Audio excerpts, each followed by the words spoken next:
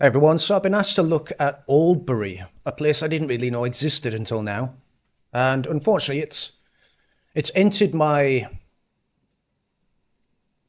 reality for the very wrong reasons. As usual in the UK, it's bad news. So I'm going to look into this. This is going to be on the fly. So I don't usually do this because breaking news is full of inaccuracies, usually. On purpose, by the way. There's a reason that the government and the police don't give you any information. It's so you can't hone in on what the problem is straight away and then talk about it openly with people that are just as horrified as you. But before I do that, I just want to say, if you do like this channel, please subscribe. You won't find content like this on any UK channel, any UK YouTuber. I don't think you'll find anyone quite as based, quite as intelligent and talking about these things quite as openly as I do.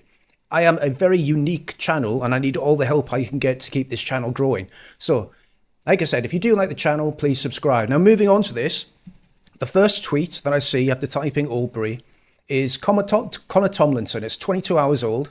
And he's saying that Mohammed Azim, beautiful English name there, has been charged with the murder of 19-year-old Lily Whitehouse in Albury. The man should not be in my country. Their names should never be in the same sentence. Every life taken by a foreign criminal is a choice made by the government, civil service, media pundits who excuse it. And they do this constantly, guys. They will immediately come out in defence of the murderer.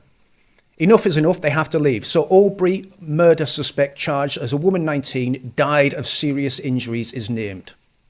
And this is just after David Lammy was in Parliament, refusing point blank 6 or 7 times to answer the question about whether he had let anyone else, after the recent incident where that man, that rapist, was allowed free into the streets of the UK. Instead of being deported by accident, he was asked repeatedly, was there anyone else after that happened? Which is why I want to ask him a further very important question. Can he reassure the House that since Kabatu was released, no other asylum-seeking offender has been accidentally let out of prison? Well, the House is thankfully quiet, so I'm surprised the honourable gentleman didn't hear me when I said that of course I apologise and I'm sorry for the anxiety caused. But look, let me just remind him. Mr. Speaker, these are extremely serious crimes that we are talking about. I'm going to ask him the question again.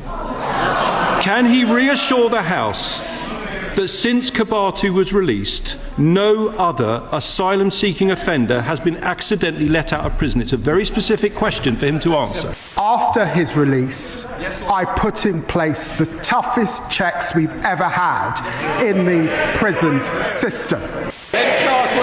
Mr. Speaker, he's the Justice Secretary. He's responsible for the justice system.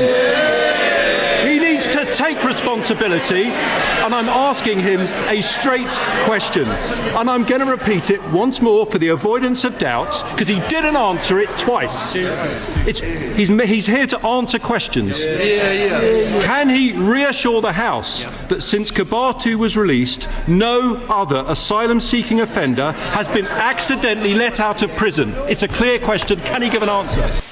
Can he give an answer? Deputy Prime Minister. Get a grip, man. I know I'm the Justice Secretary. That's why I'm at the dispatch box, also as Deputy Prime Minister. We know that. I'm not going to pray in aid. Dame Anne Owens is a former Deputy Commissioner in London. The public are extremely concerned about what happened in the Kabatu case. They want to know there won't be a repeat. So I'm putting to him a very clear question about his responsibilities. I repeat, can he reassure the House that since Kabatu was released, no other asylum-seeking offender has been accidentally let out of prison? Can he answer the question? Mr. Speaker, I'm looking forward to being up against the member for Newark next time. Any more accidental releases of prisoners, and he refused to answer the question. Turns out there was 90 people, 90 hardened criminals that were accidentally let out of prison instead of being deported. Now, if something happens 90 times, I don't think you can call that an accident. I think that is ridiculous to call that accidental. That's just me, though. David Lammy has blood on his hands. Get a grip, man!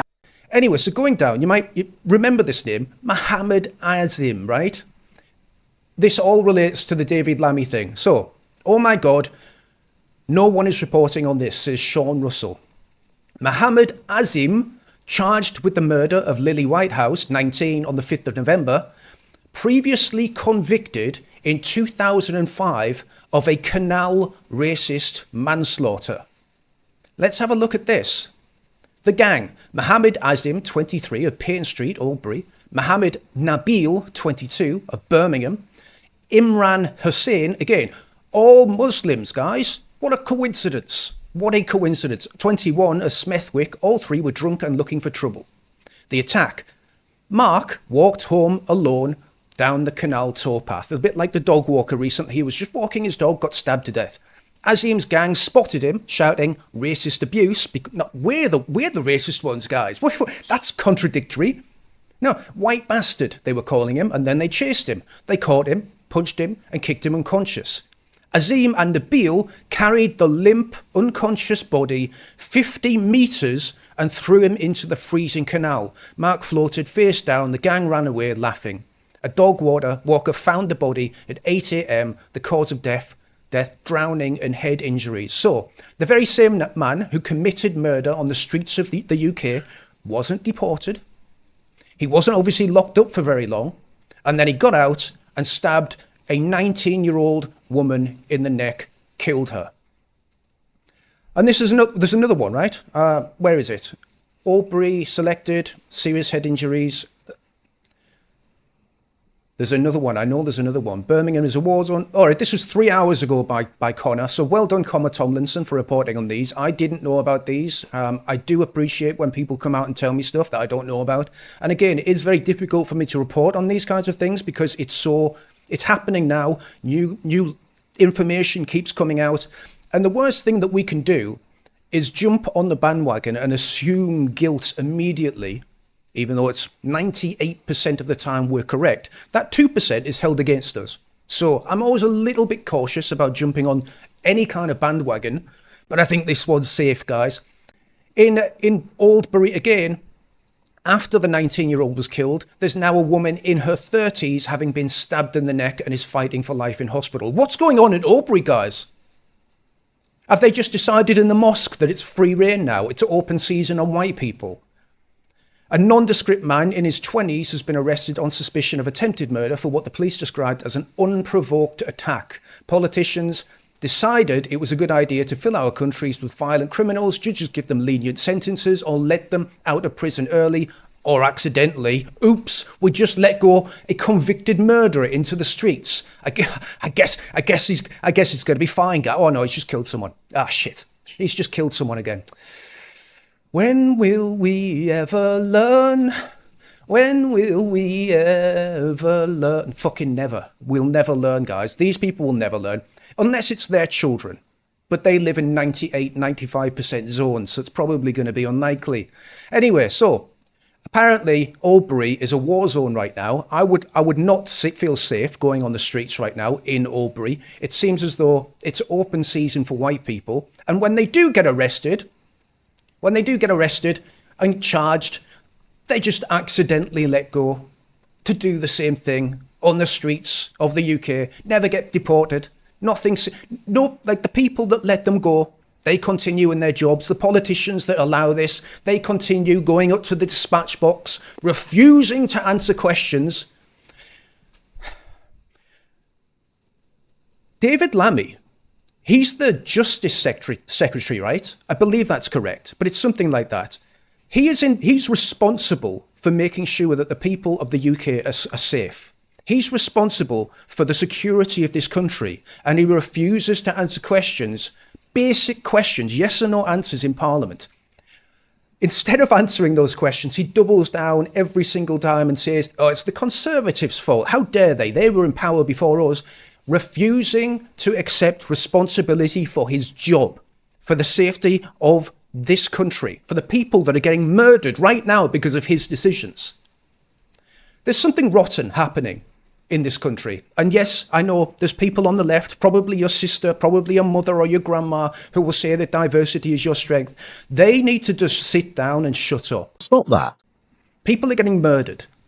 This is for keeps. People are getting chased down the street because they're white. People can't even walk their dog or go to dance recitals because they are fearing, because of their skin colour, someone will come along with a stabby and delete them.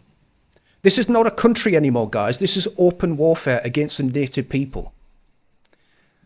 Now, I don't want to get too sensationalist, but I'm not sure how long this can go on. I really don't.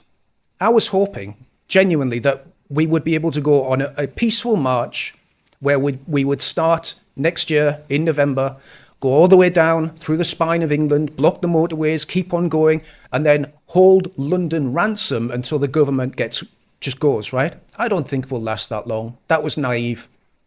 Something's going to happen soon in this country, and the right, or the people, not even the right, guys, just the people that feel unsafe in this country, the people that want a safe country, I think eventually something's going to switch in the minds of the English, and then these people will no longer be safe walking down the street. And they can't blame us for this. We've warned them.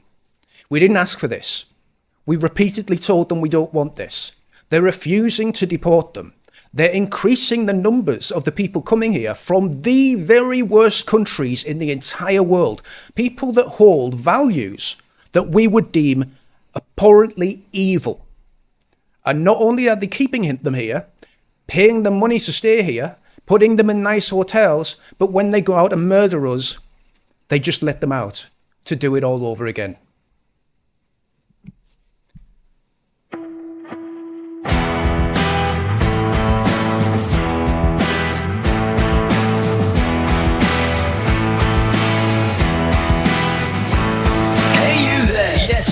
Pay attention, put down your phone, this ain't no TikTok mention. I've got some hard truths that you need to hear about the future of this land we hold dear.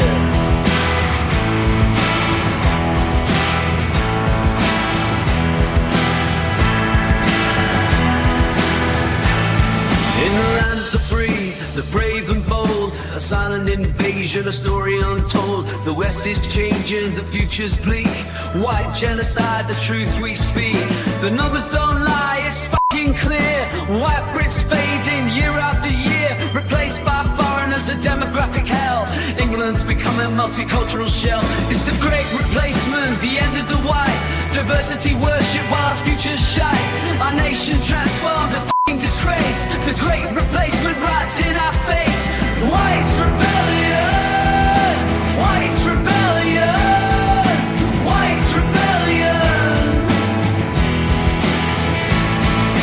London's lost, minority rule. White Brits now strangers in a city cruel. Moss and burkas, a sight to dread. Is this our future, just a nightmare instead? Politicians lie, the media's a whore. Diversity celebrated while our culture's torn. Our birthright stolen, our heritage raped. The price of progress, our identity erased. White rebellion.